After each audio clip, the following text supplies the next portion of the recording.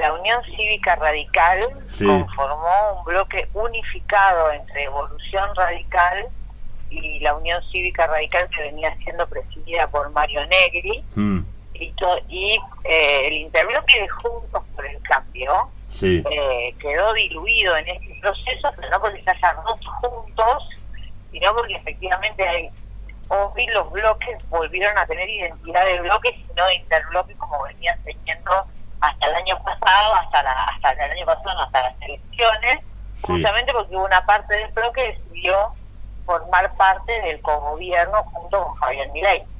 Bien. Pero no es que yo rompí juntos, porque además sería algo como muy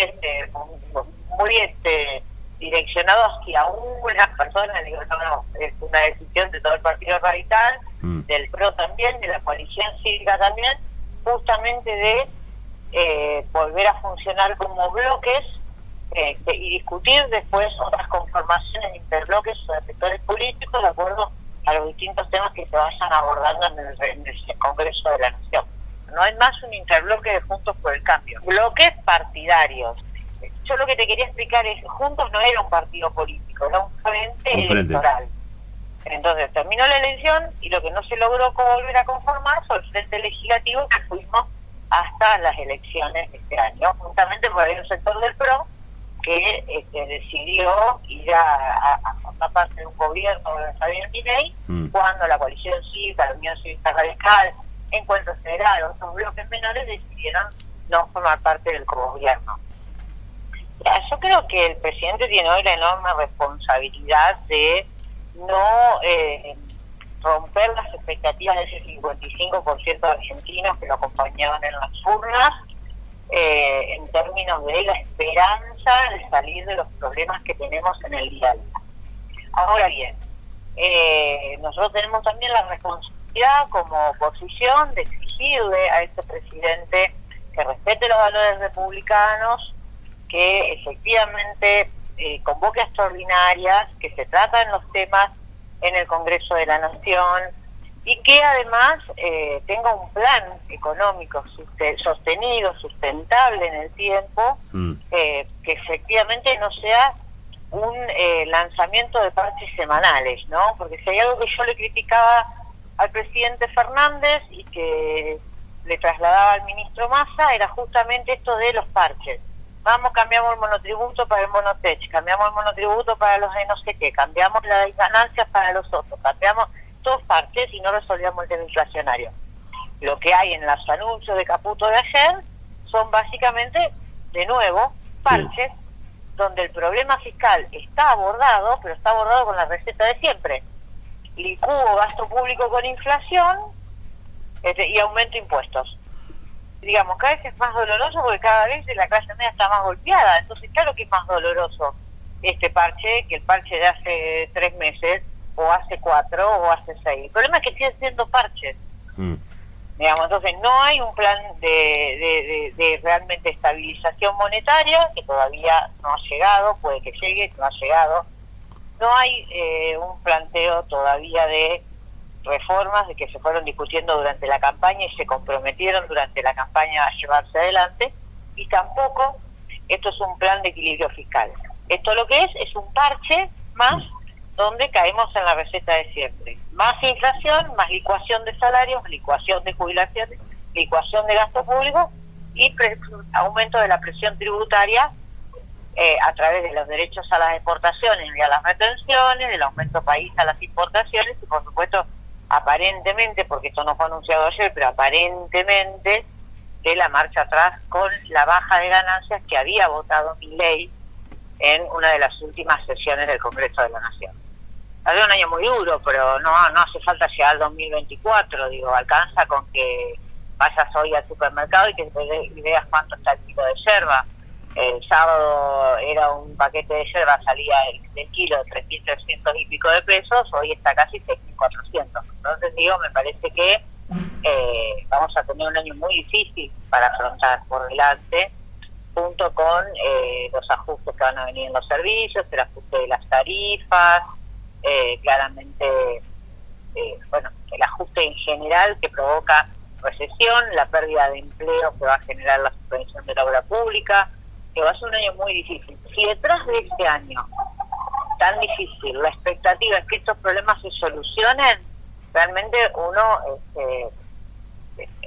quiere creer, ¿no? Como con la selección, uno elige creer y bueno, y ojalá que esto sea el camino que hay que transitar para estar mejor. La verdad que lo único que me genera miedo y dudas es que esas medidas que se anunciaron de alguna manera lo que generan es más expectativa inflacionaria. Cuando hay más expectativa inflacionaria, lo que nosotros hacemos es abrir la puerta a la hiperinflación.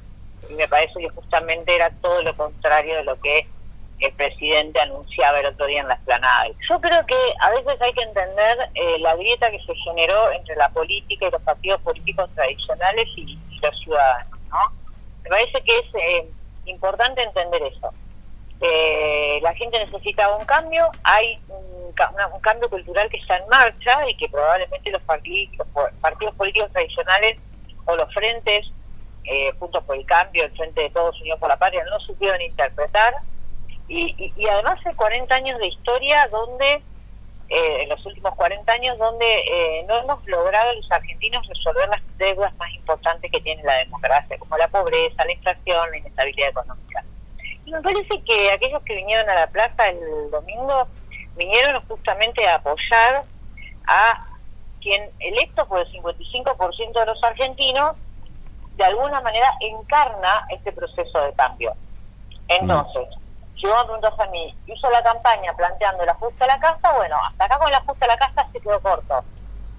Si vos crees que solamente la casa es claro, la política o algunos sectores financieros, digo, bueno, no va a ser el ajuste a la pauta mediática, que me parece que es importante que los ejecutivos no utilicen justamente pauta publicitaria para los actos de gobierno, sino que tienen que ser públicos con los medios disponibles dentro del propio Estado.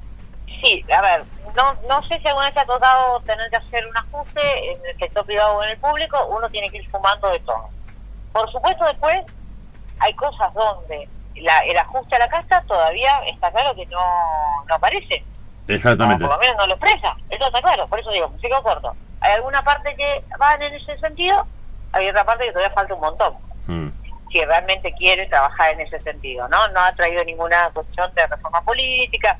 La reforma del Estado, eso de pasar de ministerios a secretarías, ya sabemos que es medio como para la tribuna, porque da poco en términos de números, pero también, insisto, suma, cuando uno tiene que hacer un ajuste y suma, todavía hay mucho para discutir sobre el gasto público. Me parece que es más preocupante que frene la obra pública, porque eso genera desempleo. Me parece que la devaluación tan fuerte o de shock como fue la de ayer genera muchísima inflación y genera el efecto de deprimir los salarios de los trabajadores. Por eso va a ser un año muy difícil, junto con el aumento de tarifas, y eso por supuesto te licúa el gasto público. Si además del otro lado subís impuestos, encontrás el equilibrio fiscal, pero la verdad que no queremos esa receta ortodoxa. La verdad que estuvimos discutiendo durante casi un año los distintos espacios políticos en todas las campañas para llevar adelante un proceso de reforma en serio, sustentable, sostenido.